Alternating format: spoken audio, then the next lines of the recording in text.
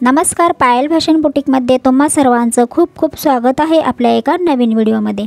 तर आजच्या व्हिडिओमध्ये आपण जरदोसीचं आउटलाईन कशी तयार करायची तर त्याबद्दल सविस्तर माहिती घेऊयात। तर ही आपली पातळवाली जरदोसी आहे आणि आणखीन एक प्रकार आहे तो हा आहे, याला नक्षी म्हणतात आणि जरदोसी पण म्हणतात। तर याच्यापेक्षाही जाड प्रकार पण असतो नक्षीचा, तर ती आपण आउटलाईनसाठी वापरतो।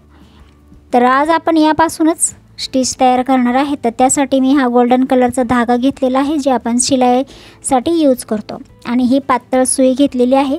जर तुमच्याकडे लाकडी सुई असेल तर ती पण घेऊ शकता, कारण त्याचं जे पुढचं पातळ जे टोक असतं ते खूप लांब असतं, याचं थोडं कमी आहे।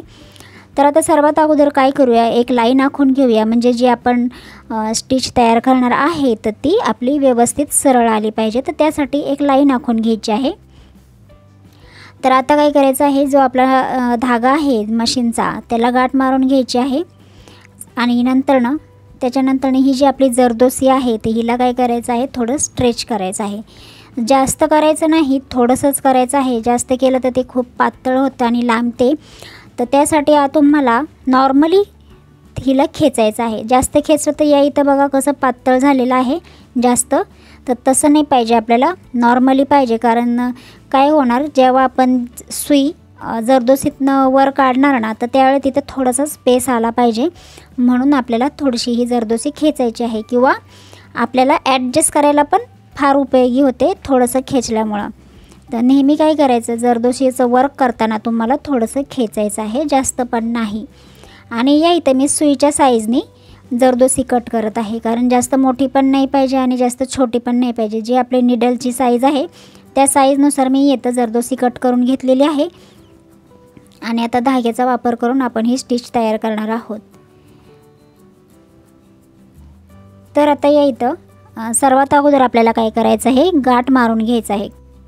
कोणती पण डिझाईन तयार करण्याच्या अगोदर तुम्हाला या इथं गाठ मारून घ्यायची आहे। सुईवरती घेतल्यानंतर पाठीमागं एक परत छोटीशी स्टिच घ्यायची आणि मग त्या ठिकाणी ती गाठ तयार होते। आणि आता या पद्धतीनं सुईमध्ये जरदोसी भरून घेतलेली आहे। तर या इथं नीट पहा, आपण जेव्हा स्टिच करू तर त्यावेळेस जे आपलं सुईचं टोक असतं तर खालीच्या दिशेने असणार, पहिल्यांदा खालच्या दिशेने नोक असणार, नंतर ते जेव्हा सुई वरती घेऊ तर त्यावेळेस ते तोंड सुईचं वरच्या दिशेने आलं पाहिजे। म्हणजे काय होणार की जेव्हा जरदोशीतनं धागा आपल्याला पुढे खेचायचा आहे तर त्यासाठी खूप मदत होणार। तर ती तुम्ही जेव्हा धागा वरती घेताल, म्हणजे सुई वरती घेताल जरदोशीच्या आतून, तर ती त्याचं जे तोंड आहे ते वरच्या दिशेने असलं म्हणजे की तुम्हाला इझी जाणार आहे पुढच्या दिशेने धागा खेचायला। आणि या इथं काय करायचं आहे, छोटी छोटी आपल्याला हे टाके टाकून घ्यायचे आहेत, जास्त मोठे नाही घ्यायचे, छोटेच घ्यायचे आहेत। तर जरदोसीचं वर्क करायला खूप सोपं आहे, जरा पण अवघड नाही आहे। जराशी प्रॅक्टिस लागते कोणत्या पण वस्तूला, आपण म्हणजे जेव्हा कोणतेही काम आपण करतो तर त्यात आपल्याला लगेच काही जमत नाही, तर त्यासाठी प्रॅक्टिस खूप जरुरी आहे। तर या इथं काय झालं आता की जी पहिली जरदोसी ती संपली, तर ती मी परत दुसरी सुईमध्ये भरून घेतली आणि जी जरदोसी थोडीशी सोडून द्यायची आपल्याला, तर त्यालाच कनेक्ट करायची दुसरी जरदोसी आणि नंतरच स्टिच घ्यायची। तर या इथं मी त्याच प्रकारे स्टिच करत आहे आणि छोटे छोटे टाके टाकून घेत आहे।